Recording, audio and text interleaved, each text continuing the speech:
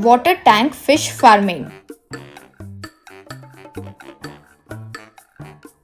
एक समय की बात थी जब प्रभाकर नाम का एक व्यक्ति हाँ मछली भाई मछली, आओ माँ आओ, मछली भाई मछली, ताजा ताजा मछली, यूं कहते हुए मछली बेचता था। एक बार एक बूढ़ी औरत प्रभाकर के पास आकर, बेटा मछली कितने की है? आओ दादी, मेरे पास टूना फिश, अपोलो फिश, ऐसे कई प्रकार के मछलियाँ हैं। आपको कौन सी चाहिए दादी? टूना फिश कितने की है बेटा? केजी 1500। क्या केजी 1500? इतना बड़ा धोखा!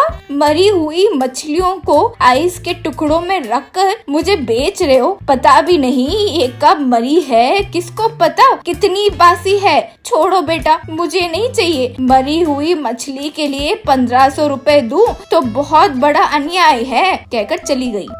अरे ऐसे कुछ नहीं है दादी, कल ही मछलियाँ मारकर आइस में रखकर बेच रहा हूँ। आओ दादी आओ। ऐसे बहुत बुलाने पर भी वो बूढ़ी औरत चली गई।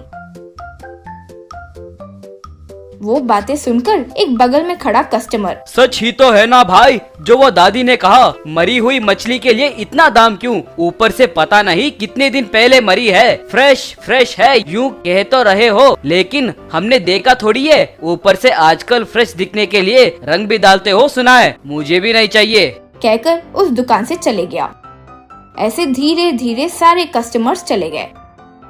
उस दिन से प्रभाकर के सेल्स गिर गए। बहुत पुकारने पर भी, बहुत प्रयत्न करने पर भी मछली खरीदने कोई नहीं आता था। एक दिन घर पर प्रभाकर व्यापार को फिर से कैसे संभालना होगा यूं सोच रहा था, तब उसकी बेटी ज्योति आकर, पिताजी स्कूल में स्विमिंग कंपटीशन हुआ, तब मैं जीती तो मुझे ये बहुमान मिला है, देखो, कहते हुए एक्वेरियम को दिखाई। बहुत अच्छा है बेटी, अब इससे क्या करोगी? मछलियों को पालूंगी पिताजी। वो बातें सुनकर प्रभाकर को एक आइडिया मिला।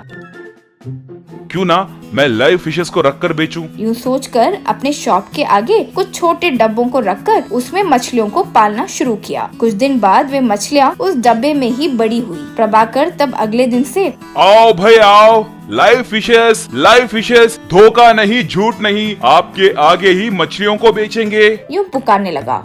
वो बातें सुनकर कई सारे लोग, क्या लाइव फिशेस? यूं कहकर सब लाइव फिशेस खरीदने लगे। इस तरह व्यापार फिर से चलने लगा। प्रभाकर तब से उस डब्बे में ही फिश फार्मिंग करते हुए अलग अलग किस्म के मछलियों को पालकर इन गांव वालों को मछलियां बेचने लगा। व्यापार बहुत अच्छे से चलने के कारण प्रभाकर बहुत कम समय में ही धनवान हो गया।